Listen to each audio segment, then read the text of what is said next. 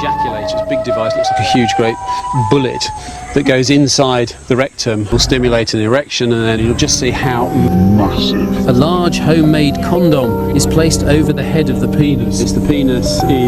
The erection is all done by penis. This large sausage filled with blood. This is heavy. Yeah, I bet. Blood rushes in to fill the penis. The thing is... Oh, there we go. Wow. It's alive. And again, my God. There's no sign of ejaculation yet.